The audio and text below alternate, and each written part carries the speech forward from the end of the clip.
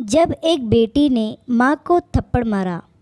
एक कार्यक्रम में एक औरत को पुरस्कार और सम्मान दिया जा रहा था क्योंकि उसने समाज के कल्याण व सुधार के लिए बहुत से काम किए थे और उन्होंने अपने माता पिता के नाम पर शिक्षण संस्थान, अस्पताल और अनाथालय भी खोले थे। जब वह महिला मंच पर आई तो पत्रकार ने प्रश्न किया कि आपकी सफलता का राज क्या है? आपने समाज के कल्याण के लिए बहुत से काम किए हैं और इतनी छोटी सी उम्र में इतनी बड़ी सफलता प्राप्त की है। क्या आप हमें इसका राज बता सकती है? वह महिला ने जो उत्तर दिया वह सुनकर सभी आश्चर्यचकित रह गए। महिला ने कहा, यह सब एक थप्पड़ की वजह से संभव हुआ है जो मैंने अपनी माँ को मारा था। कार्यक्रम में उपस्थित सभी लोग महिला की बात सुनकर दंग रह गए। उस महिला ने अपनी बात को आगे बढ़ाते हुए कहा, एक समय की बात है जब मैं छोटी थी, लगभग 9 साल की। हम खाना खा रहे थे और सामने टीवी भी लगा हुआ था जिसमें मेरा मनपसंद कार्टून का प्रोग्राम चल रहा था। उस समय मेरा सारा ध्यान टीवी में ही था। मुझे खाना खाते हुए लगभग आधा घंटा हो चुका था और मेरा खाना पूरी तरह से ठंडा हो गया था।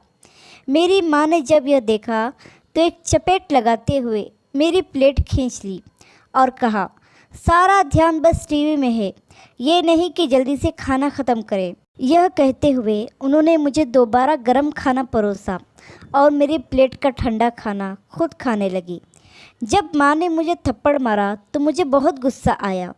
मैंने यह नहीं देखा कि मेरी माँ ने मुझे फिर से गर्मा गर्म खाना परोसा है और मेरा ठंडा खाना खुद खा रही हैं।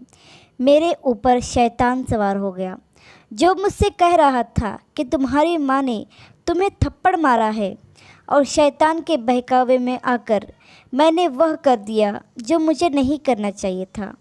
मैंने भी अपनी माँ को थप्पड़ मार दिया।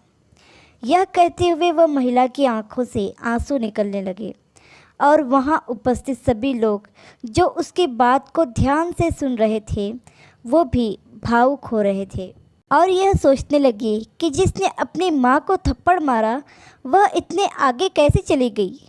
महिला ने आगे कहा कि मेरे उस थप्पड़ ने मेरी माँ के दिल को बहुत गहरी चोट पहुँचाई। माँ की आंखें नम हो गई और उन्होंने बस इतना कहा कि मैंने तो कभी अपनी माँ को नहीं मारा था, मगर आज तुमने मुझ पर हाथ उठा दिया। इतना कहते हुए उनकी आंखों से आंसू निकलने लगे और वह मुँह ही मुँह में कुछ बड़बड़ाने लगी। पिताजी ने देखा तो समझ बैठे कि माँ मुझे गुस्से में बद्दुआ दे रही है।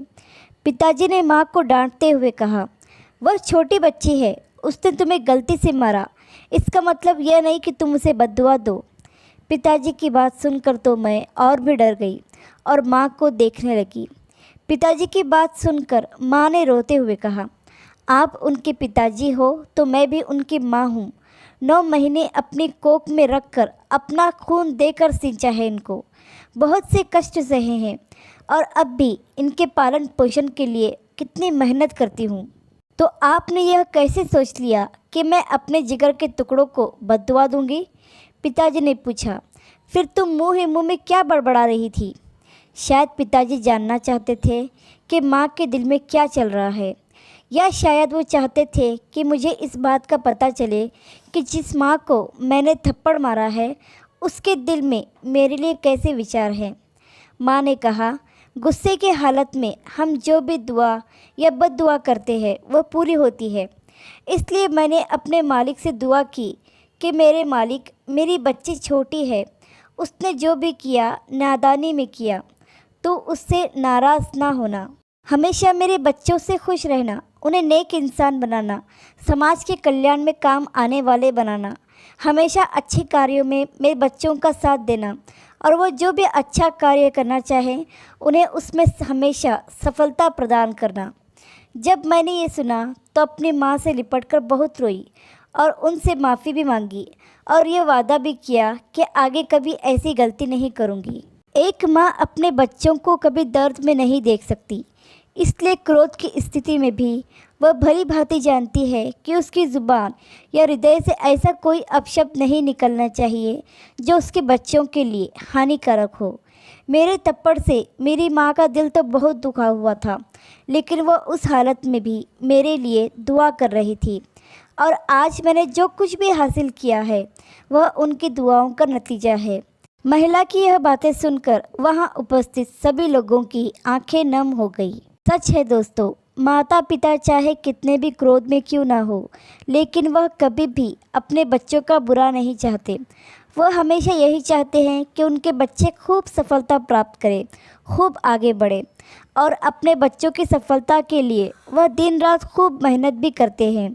मगर हम बच्चे ही उनके कठोर परिश्रम को समझ नहीं पाते और छोटी छोटी बातों पर उनसे शिकायत करने लग जाते हैं। वक्त मिले तो अपने माता पिता के चेहरे देख लेना कि आपका भविष्य बनाते बनाते वह खुद कितना टूट चुके हैं। आशा करती हूँ कि ये कहानी आपको पसंद आई होगी।